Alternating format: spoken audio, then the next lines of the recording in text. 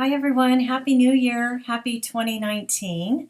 Hopefully your year is getting off to a fantastic start. Um, I meant to get a video out a little earlier, but just kind of still recovering from the holidays and didn't happen until today, but Happy New Year. I've watched a lot of other podcasters lately and they talk about, their resolutions and their Make 9 plans and things like that. And so I just thought that I'd tell you that I rarely do resolutions. Basically, my New Year's resolution is the same every year. And every year I'm not very good at it. Every year I say I'm going to drink more water. And every year I kind of get start off really well and then I forget. So I don't know why I can't do that. But anyway, so I basically don't have any New Year's resolutions except for that. As far as Make 9 or plans on, concrete plans of deciding I'm going to make this or I'm going to make this and, have everything all organized and my list ready to go, I don't do that either. And the reason I don't is because I feel that when you're a maker, I love to just be struck with inspiration, like see something that just, catches my attention and is so exciting. And if it's planned out, it becomes more of a to-do list. So that's just me. I'm great for people that plan that way. I just like it to be a little bit more organic and free-flowing than a to-do list. So that's just me personally. However, I did go back on Ravelry and I kept track of what I did knit last year. I didn't do any lists of what I sewed, but I made, according to Ravelry, and I think I put most stuff on there, I made 3 sweaters, 3 hats, 2 shawls, 5 pairs of socks, and 1 scarf. So in hindsight, I love looking back and seeing what I created, but I don't always make a plan for the new year. So anyway, I do have a finished object, what I'm wearing. This is the As If Tee by Shay Johnson.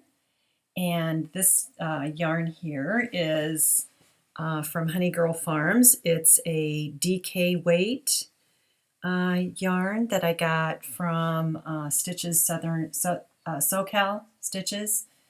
And this mohair is from a dyer. Then I've lost the tag, but they're from the desert. So it's like it's a dyer from Arizona.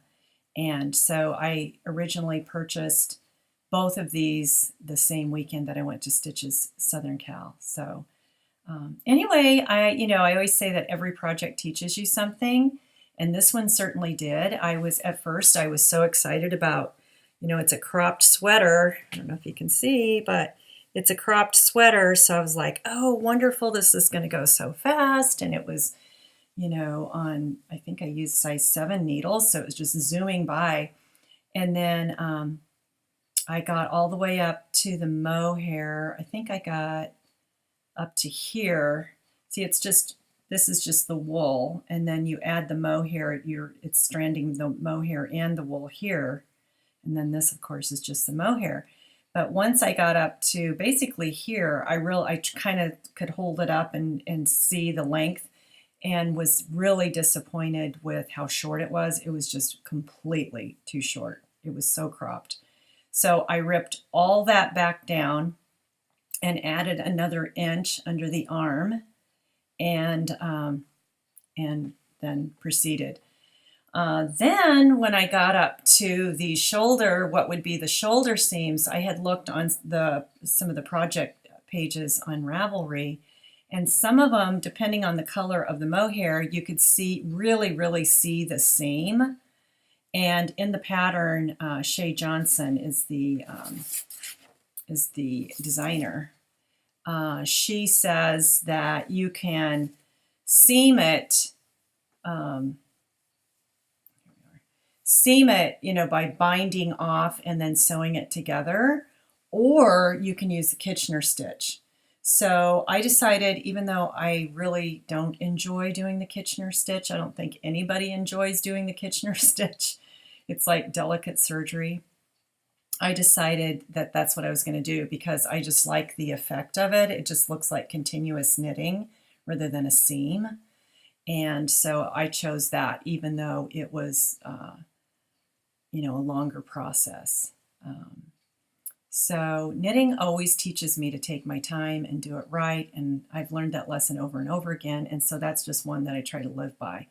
Another thing that made it take a little bit longer is in the back. I don't know if you can see it, but my right shoulder blade sticks out more than my left shoulder blade. And especially with cropped sweaters on the back, you can see the unevenness of the hem. And so you probably can't really tell, but what I did to correct that, which it was sort of an experiment because I didn't know exactly where my right shoulder blade exactly sticks out in comparison to how this fits, but I put in a bunch of short rows, and it really kind of alleviated that problem. So I was super excited. I took my time with this, I did it right, and it really paid off in the end. So I don't have the seams showing, and I made the correction for my crooked back and made it a little longer. Thank God I did, because if I wouldn't have, I really wouldn't be comfortable wearing this at all. Even the way it is now, I still probably many times will wear a shirt under it. I don't know if you can see this, because it's still a little, it's pretty cropped. So anyway, that's an easy fix. Just wear another shirt under it. But I'm really glad that I made those adjustments. It made a big difference in the final product. So anyway, that's my finished object, and I really like it. It's wintry here, even in Southern California. So, it's a little chilly, a little bit, except for the mohair is really super warm and soft. So we'll just have to see. I know when it gets closer to spring, I'll probably wear it more often. But anyway, really happy with it.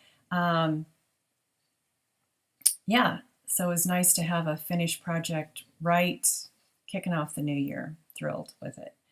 Another finished object I have is a dress, a wrap dress. And I guess this is another learning. Whoops, I got my doggy barking. Hold on, I'll be right back. Sorry about that. That was Ollie saving my life from, I think it was a vicious delivery man, but hopefully he's calm now. As I just realized that I didn't say that this is a podcast about knitting and sewing and making things. So if you've stuck with me this long, you've probably already figured that out, but I should have said that at the very beginning. This is a podcast called Through the Back Loop, and my name's Peggy Richards Patty, but like I said, you've probably figured that out by now. Another finished object that I have is a pattern, a dress, and it's a pattern that I talked about in a previous episode, and it's this wrap dress from Butterick 5898, and I made this version right here, and I actually thought that I was going to complete this last summer in time to wear it before the weather started changing, and of course, I didn't, because everything always takes way longer than I think it's going to. And I will post a picture of me wearing it, and so you can get a better idea of what it looks like.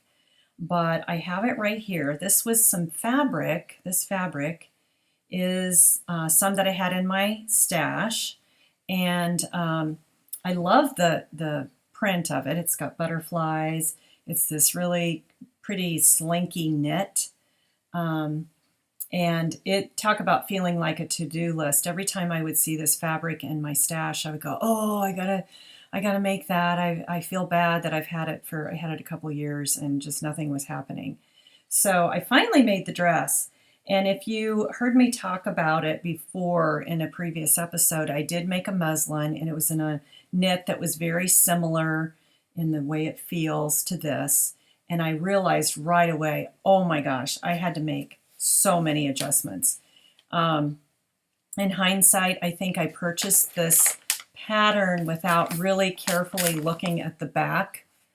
See, and looking at all of the measurements and everything, because once I started really cutting into it, the very smallest size is bigger than me. So like it was, even the extra small is 34 to 35 bust and 35 to 36 hips.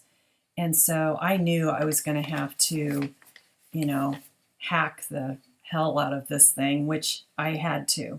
Again, because of my shoulder, I had to do a shoulder, one shoulder's higher than the other. So I did the muslin, and man, it was just huge on me. And so I made all these adjustments, and I am happy with the way it fits. But the other thing that was interesting about this particular project is a lot of people are really, really afraid to sew with knits. And I've sewn with several different knits, and I never understood that because most of the knits I've worked with in the past are a little bit thicker. This one is a pretty slinky knit. And so then I started going, oh, this is what people are worried about, because when I was trying to do some of the top stitching and stuff, and I don't know if the camera's going to pick it up, but there was like, it was like puckering a little bit. There, you can kind of see it. It was puckering a little bit. You know, it was not real super easy to sew with. So I did some things to make that better. I lessened the foot pressure on my sewing machine so it wasn't smashing, you know, the knit so much. And I used some interfacing on this facing. I put some more interfacing on there so that it was easier when I did the edge stitching. It just didn't move around as much, and it didn't pucker as much. So I did everything that I could to try to work with it. But for the first time in working with a knit, I was like, oh, this is the kind of knit that makes people avoid knits. But all in all, I stuck with it, made the, you know, major adjustments on fit. I had to take inches and inches out of different places. I had to, the tie was like incredibly long, which it still is. I had to make adjustments on the bodice. I mean, there were numerous things that I did, but all in all, I'm really happy with it. And I do think that I will add, when the dress, where it comes together, I probably will add a couple of snaps because it gapes a little tiny bit, but I think the snaps will take care of that. But anyway, so now when summer comes again, I will have a dress to wear when I go out to eat. So anyway, middle of winter, and it's finally finished, but that's okay. Let's see. The other thing I wanted to talk about was a work in progress. This is what I've been spending a lot of time on lately. I talked about the plan for this in a previous episode, but I've been working on this. See if I can get it so you can even see it. This is what I've gotten done so far on the Zweig by Caitlin Hunter.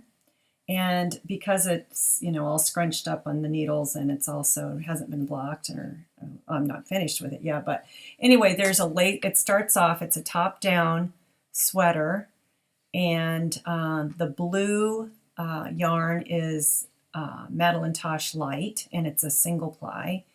This, the lace part here is a fingering weight yarn by Candy Skein. Don't remember the exact name of it, and I don't have it in front of me, but it is on my Ravelry page. But this has been pretty fun. I mean, the lace went by relatively quick. It'll be a lot prettier when it's all blocked out. Just enough color work to kind of keep you interested. And then, I don't know if you can see this. Let's see if I can go into the light. It does have a texture here. where I think it's like every 6th row you do this little mini cable type thing. I've learned a couple of new techniques on this. I learned how to do cables without a cable needle. So I'll link that in the show notes. And then I also, this has been really fun, with hand-dyed yarns, I'm doing kind of every other row. I've got 2 skeins here, but I'm doing every other row so I don't have the pooling and the line like I've had in the past on other sweaters when you go from one skein to another.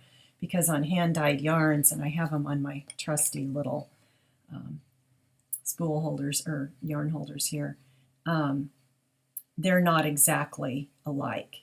And so when I made the, what was that? Oh, the Tegna, you could really see exactly where the line where I stopped one ball of yarn and went to the other.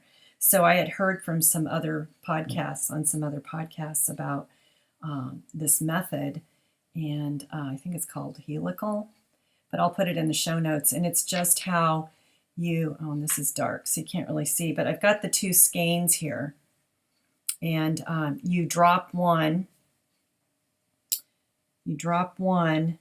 and then you slip 3 stitches, and then you pick up the new one. And like I said, if you're interested, it's great because it doesn't cause that line of carrying the yarn up the side. And I started it, and I was carrying the line up the side. So I was, you can, I think, such a dark yarn. Can't see it. But anyway, I was carrying it up. You can't see it. Maybe you can. Anyway, and then I remembered that technique, and I was like, oh, I got to look that up again. And I went back and did the tutorial on it. And it does make life a lot easier, and you don't have the line going up. So I am on Body Island, which it just, is taking forever. I've got the sleeves on this. This is one of the Cocoa Knits holders. And so I'll have to go back and pick up the sleeves when I'm done with the body. But right now I'm on Body Island. I've got these little holders on there. That's another live and learn experience where, especially with metal needles and very slippery, soft yarn, that I've learned to always use my stoppers. So anyway, that's coming along, and it won't be that long until it's finished. I'm kind of doing things in a weird order today. I wanted to show one more sewing project. I almost forgot about it. I did make some pillows for my daughter's couch. She picked out the fabrics, and we were in the garment district up in LA, and she picked out these fabrics, and one is blue. These are cushions for her couch. And then the other one is kind of this brick color, and super easy. She didn't even really want a zipper in it, and I thought, oh, this is going to be even easier because there's no zipper. But in reality, in some ways, it was a little more difficult because this is so stuffed, and then I had to hand sew this closed. So in some ways, it was kind of harder than putting a zipper in. But anyway, hopefully she'll be happy with those. She has a new apartment, and I think it'll make it nice and cozy for him. And that's really all I have to share so far this year. I hope the new year is being kind to you, and you're getting off to a great start. I have a few things in the works, and I can't wait to show those to you on next episode. Thank you so much for watching. If you liked what you saw, please subscribe.